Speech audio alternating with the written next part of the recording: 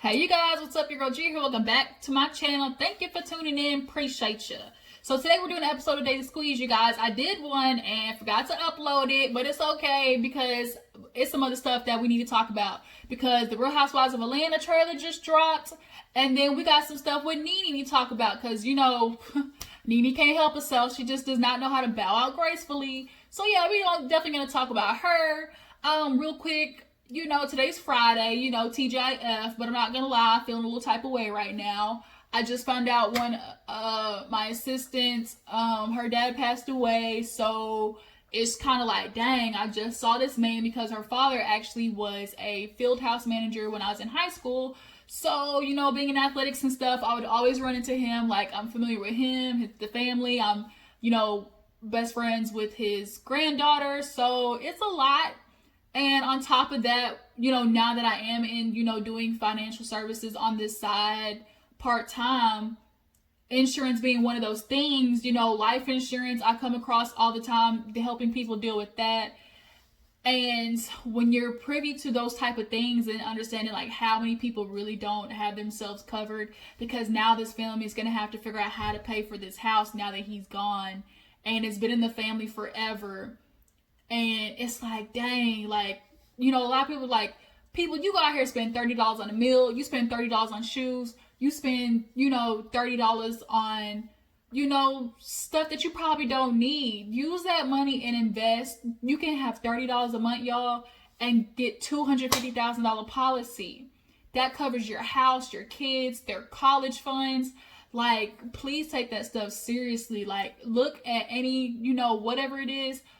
Like, go get that shit figured out, because life is short. It is unpredictable. Like, I'm so serious. Like, I want to educate people on this type of stuff, you know, especially, you know, our community, like, because we aren't privy to ways to invest in stocks or, you know, get our retirement set up, mutual funds, like all these things. Life insurance definitely being one of them. If anything happens to you guys, what you provide for your family stops. So make sure that does not happen. Drop down in the comments, y'all. I can point you in the right direction, refer you to somebody, you know, give you more information on what policy you should be looking for, like anything, because I would hate to have to see this happen, you know, to anybody else, because you aren't just my, you know, subscribers. Like, anybody who follows me and comments and like shows love, like, y'all are my family. Like, I want the best for you. So I'm gonna keep, I don't care how long y'all be like, oh dang, I just wish you would get to the video. No, because this is something you need to hear. Okay? I don't care. But yes, you guys, like, please, if you need any information, what policy to get, what, like, I'm serious. Get down in the comments, let me know, because I do not want this to happen to anybody else. Like, I'm just so sad because now, like, this family home that they've had is, what are they gonna do with it? What's gonna happen? How are they gonna pay for it? So, yeah, let's go ahead and try to flip the script a little bit. Let's get into an episode of Daily Squeeze, try to lighten the mood. It's Friday. I need to get back on it. Tomorrow's Halloween. I need to figure out my costume. It's going to have to be something, you know, these Halloween costumes out here, they tripping. I ain't paying $60 for something I'm going to wear for 4 hours. No sirree, Bob. I will run down 6 aisles and piece me some shit together for $20 before I do that. I'm thinking about going as Captain Save-A-Ho. Like, I want, because I have this old, like, material that I can use to make, like, a cape. I'm gonna put save, like, on the front, and then have my cape, and then, like, walk in with a hoe. Like, so, you know, little something, little yang, like, something real cheap, because I'm only gonna be at the party for a couple of hours. So, you know, I think that's what I'm gonna do. But yeah, nonetheless, you guys, let's go ahead and get into Daily Squeeze. Oh, before we get into this episode, I need to do this happy belated birthday shout out, Stephanie Graves. Like, I'm sorry I missed you, girl, in the last video. I'm sorry, Stephanie. Happy birthday, happy birthday. I know I missed you. My memory bag, y'all, is gone. I don't know if it's because I be inhaling too much stuff. You know, I don't know what it is. It could be. It probably because what I be smoking. That's probably what it is. But my memory bad, y'all. But nonetheless, Stephanie, happy birthday. I appreciate the love and support that you give me down in the comments, girl, okay? So you guys, let's go ahead. Like I said, Daily Squeeze. What do I want to talk about first? Let's talk about Basketball Wives, because oddly enough, that's starting to resurface. The fact that British Williams went off on her ex Lorenzo she went in on that nigga, like in. And I guess basically he been tormenting her, trying to like keep up with her and her new dude. He's been like, I guess the new dude that British is with, Lorenzo is messing with that dude's ex-girlfriend. So it's kind of like, really, bro? Like, really? Okay, this is what you want to do? And then, like, it's just super, like, a lot intense between them two. Oh, excuse me, y'all. So she was on the Shade Room. Go check out the video. It's all over there. She been popping off at him. Lorenzo clapped back talking about, oh, you know, people used to call you potty mouth. You know why, da-da-da-da. Because, you know, she said something about, like, I can't trip over no nigga who cries after getting his ass ate. I said, damn. I said, not he did he cry? He shed a tear? You ate the booty that good? British Williams for him to cry after? I'm sorry, that's too much. But nonetheless, they going back and forth. So now this is leading to Basketball Wives. British Williams apparently is going to make a comeback to Basketball Wives, as well as apparently Lamar Odom's ex. I think her name was Lisa Morales. Liza. She apparently is going to be making a appearance on the new Basketball Wives. I don't know how I feel about Basketball Wives yet, because the way that Evelyn and Shani acted with OG last season, like, pissed me all the way off. And the fact that Shani didn't really address, like, the whole issue that she was totally treating OG wrong and giving Evelyn, like, these bypasses really pissed a lot of people off and turned them off to watching the show. But now apparently it's rumored that Evelyn is still coming back, and if OG's still on the season, like, we're obviously going to have to see a clash between them two, because OG's going to confront it and they're going to talk about it. Is Evelyn going to apologize? Who knows? Probably not. If she does, it's going to be fake. She really don't believe it. But how do you guys feel about Basketball Wives coming back? Do y'all feel like y'all would be able to watch it? They're supposed to be bringing British Williams back, and Liza is coming. But now apparently Royce is getting in the conversation. Y'all remember Royce, little mini-me Royce? I would like her coming back, because she got bombarded last time because she was fighting with the girls. Like, she was going against the sorority, and of course they ate her ass up. But the fact that she fights back and don't just bow down is very appealing to watch. So I would definitely love to see Royce come back. And she been dropping all the tea apparently about Dwight Howard anyways, about how he a bum deadbeat dad. So yeah, a lot of the girls on there are gonna be talking about how they niggas is deadbeats. I mean, what else do you expect? So moving on, let's talk about Tamar Braxton, you guys. So Tamar, y'all, she did this interview. I think her name is Tamron Hall. Is that her name? Basically talking about the whole suicide attempt, her and David's relationship, and it's super confusing. Tamar always goes back and forth between, oh, he was there to support me, I love him. Then it's, oh, you know, we didn't have a good relationship, you know, things were intense between us, it didn't really work well. And then now apparently, you know, because she addressed about being in a domestic violence relationship. So Tamara asked her, okay, was this an abusive relationship? And she was like, no, like, it was never that bad. But then David came out and said, well, bitch, we was fighting in the car not too long ago. We was at it. And apparently she has a audio recording of it, and he has an actual video because he was videotaping it. And she was like, oh, you know, we're not in an abusive relationship. Like, nothing's wrong with our relationship. It just didn't work out. And so David's reps, he got reps now, was like, no, cause Tamar was like, oh, if it was really like that, then release the footage. And so David's reps were like, bitch, we can't release the footage because you tore it up, you messed it up, you broke the camera. So I can see that. I'm sorry, but you cannot tell me that. Tamar has been super exhausting since day dot. When the Braxtons came on, Tamar was definitely getting to this caricature of herself with the neck rolling and the, you know, get your lives and all that types of stuff like that. And it got her on TV shows, but then it's like, Tamar's just not compatible with people. I don't know how to put it. Like, that's the only way I can describe it. Like, for some reason, she's not compatible in a group of people, specifically women.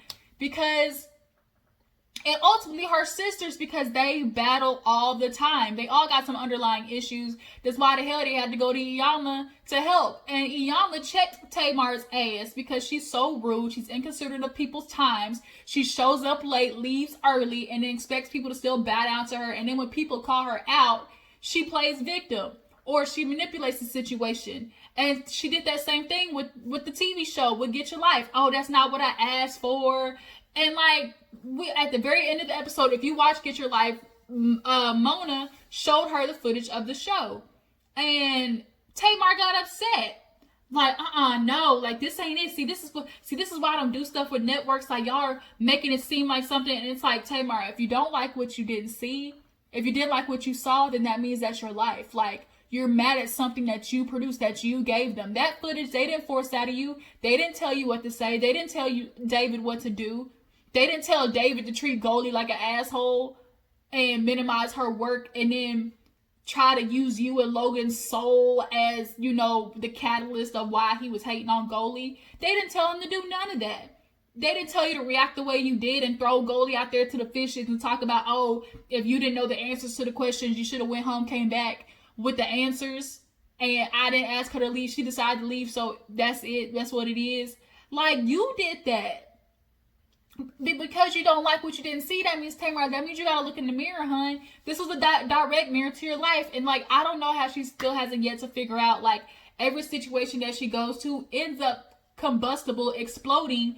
And every single situation, it's like, you're the common denominator though, Tamar. Like, yeah, you need some help.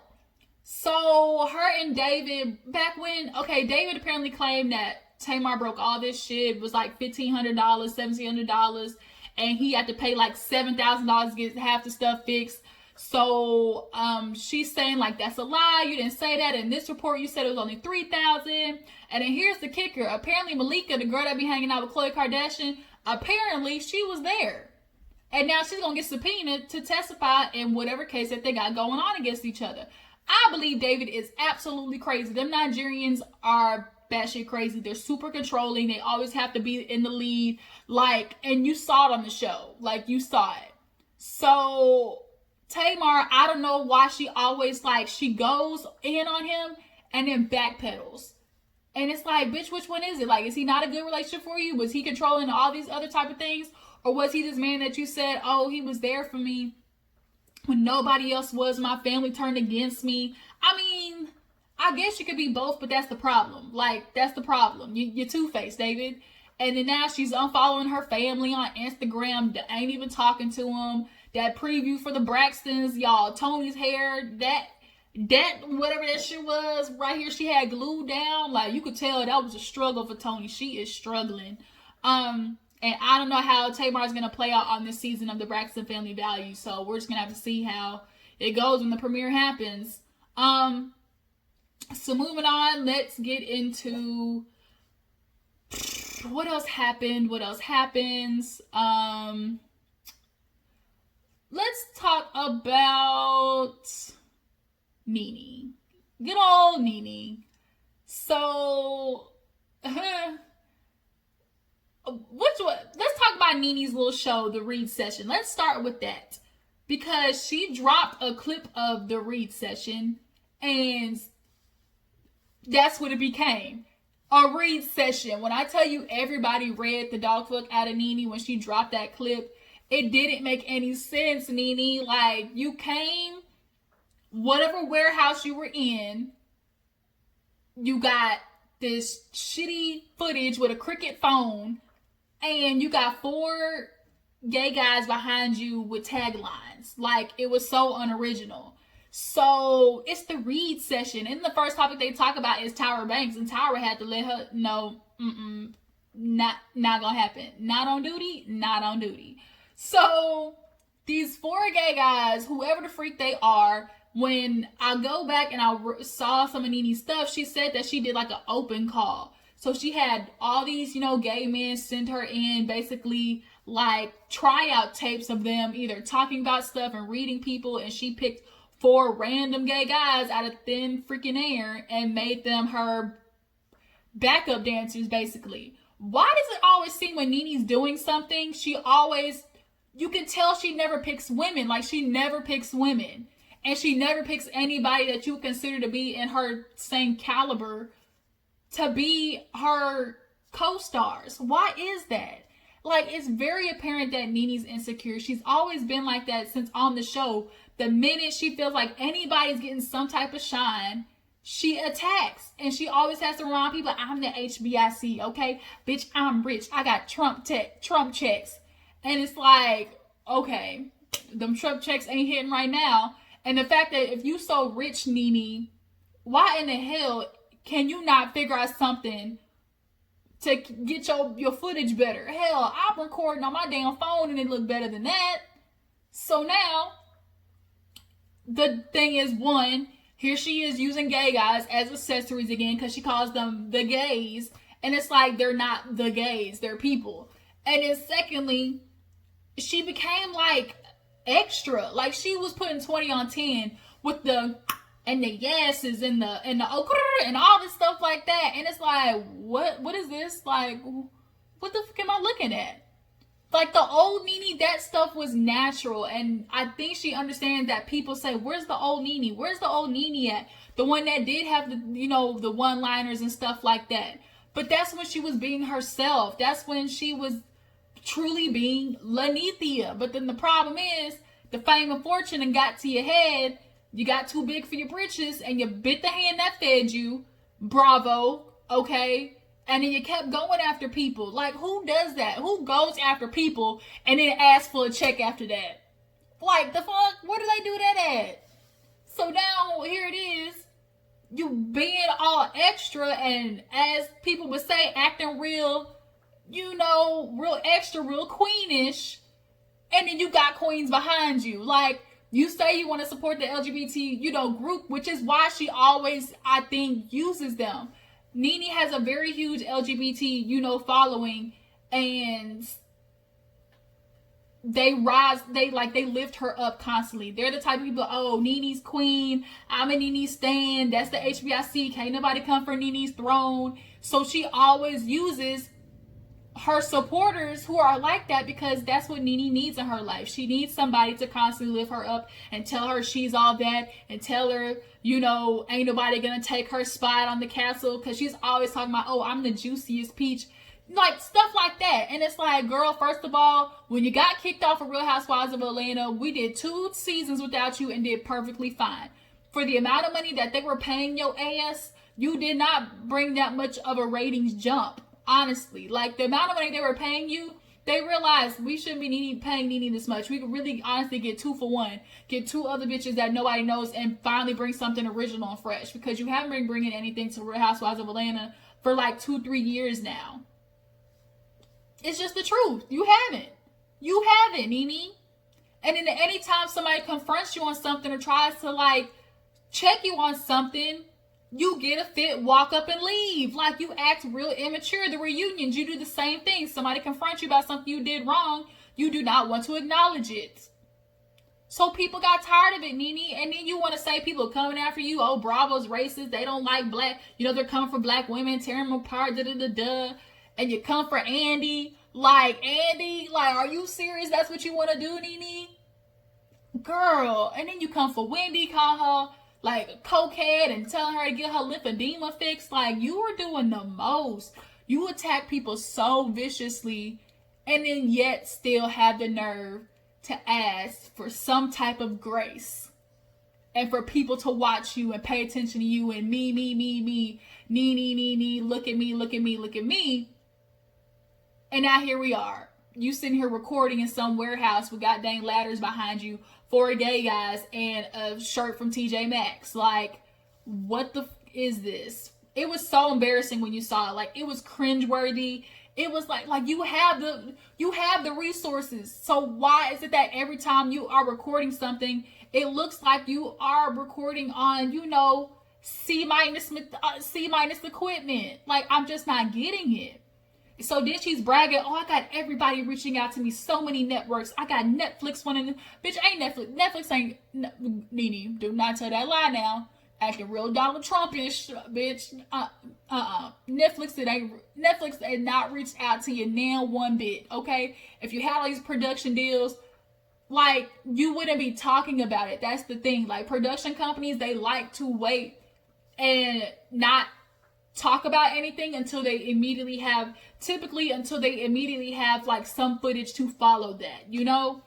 So the fact that she's saying that all these people are reaching her, it's like, well, where is the products of all these people reaching out to you? But the problem is, Nene, like, you're rushing it. You're not taking the time to sit down, actually foolproof plan something. Like, let people miss you. Go off a little bit. Go have you a nice love, eat, pray, love, situation. Come back better and have people miss you. And like, I think she's so scared of not being, relevant or not constantly staying in the headlines that she constantly does shit to stay in the headlines. Nene's ego is out this world. And so, bitch, she got checked for it. Because tell me why she talked about she didn't go to Cynthia's wedding because she didn't see how it benefited her.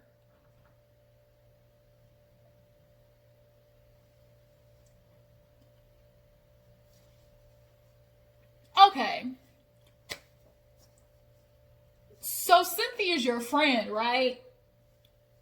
Don't you think it would benefit you because, oh, me and Cynthia are working on our relationship. Oh, that's going to show how much I love and support her. That's going to benefit our relationship. That therefore benefiting you because now here it is, you got your friend back. That's the problem. Nene does not do anything that does not come to her benefit, nor makes her of some type of relevance or hierarchy. So the fact that you were so focused on choosing money over your friend or somebody that you once called your sister, like, you don't find the issue in that? She was so busy trying to get Bravo, to bow down to her and pay her, and you choose not to go to your friend's wedding because of that? And the fact that if you didn't show up because there was no money, then how much money do you have? You not, like, it was more important to get the money than to show up at your own friend's wedding, Nene. Like, you don't see how that looked? So then Claudia checked her on that shit because she's like, there's a lot of people making Cynthia's wedding about them, and that's not it. Like, it's not about you. Sit down, shut up, let her walk down the aisle and support her. So then somebody commented and was like, oh, see, that's what you do, all this talking. That's why you deserve to get your ass beat by that nigga. He, like, effed you up and you deserved it. And Nene commented with a whole bunch of laughing emojis. And it's like, wow, you really was pushing it. So then Claudia was like, oh, you laughing at me getting beat up and domestic violence? Okay, that gives me the green light to go in and have it on your ass. And certainly did. Claudia had a field day with Nene. When I tell you she read her, this was probably one of the best read downs from a period. I'm going to include her in Housewives because she once was on the show. And when she was on the show, she read Nene for filth in. Nene could not keep up.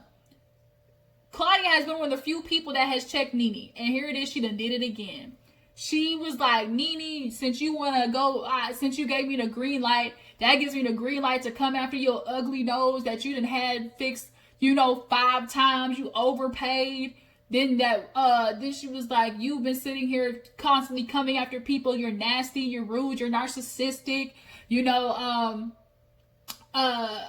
She was like, you hate to see other people win. You hate watching other women, live a life of success and stuff. She went in. I can't, it was so long. I'm trying to think of what else she said. Then she talked about, how her booty was bad built. I was like, what? And then she was like, here it is. You used to call me irrelevant. Nobody was talking about me. Or here it is. Nobody. Who's the irrelevant one now? Then you come up with this piss poor excuse of a TV show when you basically the connections that you had, you could have used Wendy to get a show. Like, damn, Nene. So then she was like, then she called her a union worker. She called Nene a union worker. Like, that excuse of a show was sad. Now nobody's going to take you seriously. Then after she called her a union worker, she was like, you need to go get some help. She's like, your surgeon effed you up. And the thing is, you don't really want me to tell people how we met, because she's like, you wanted me to be your assistant while you was out there hoeing, selling cat for red bottoms. I was like, wait a minute. Not selling cat for red bottoms. Not Nene. I can see it though. Nene looked like that type. She really do. And then she was like, I'm going to enjoy watching this fall from grace that you had. This is your destiny. You deserve it, because I'm coming after you, like, after basically all the years of you going after other women. She's been hella nasty to a lot of people. Cynthia, her own friend, she tried to get her own friend fired from the show and stop her bag. Nene is a miserable human being.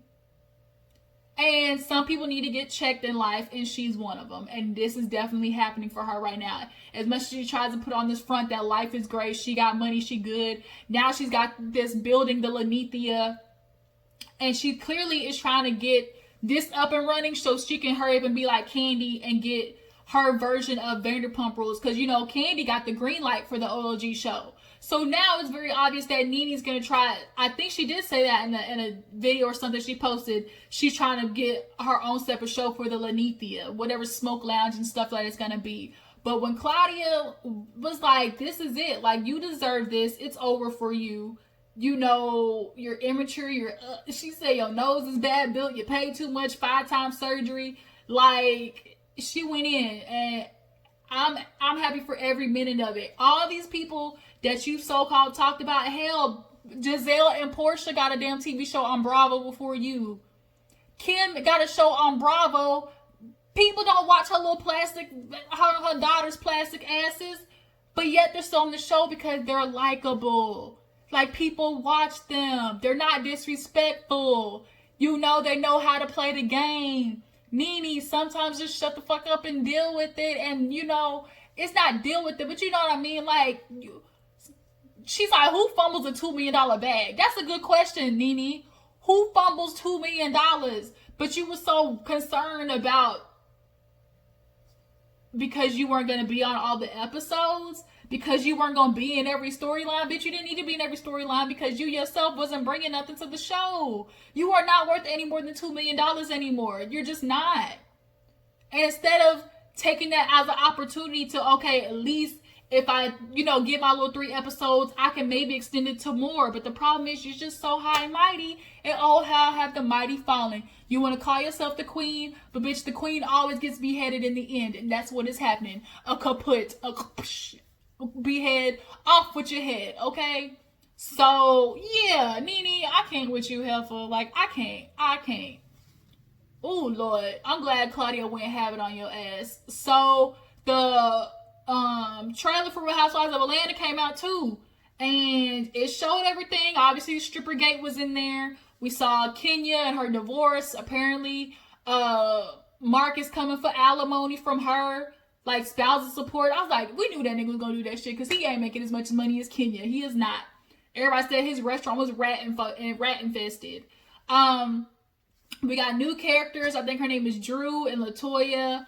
Drew, I think, was the one where the husband, they were having like marital issues and he went missing for like 3 days or something like that. We see Dennis and Portia clearly ain't vibing.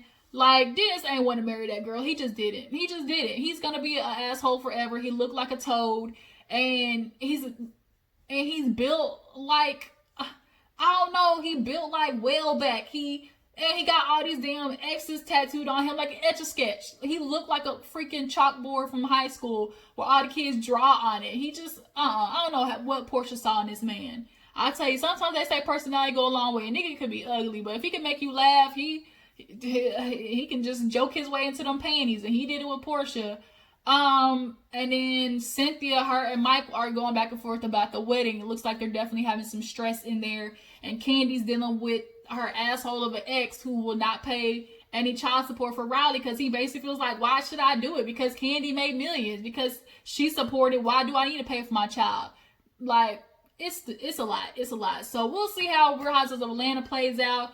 Tanya apparently dipped because she was rumored to be in that threesome with the stripper, and if that's true, I don't think she wanted that to come out, because Paul ain't gonna be too happy about it. That's what remember that with that little wench said about it. She said, Tanya's Paul. I was like, girl,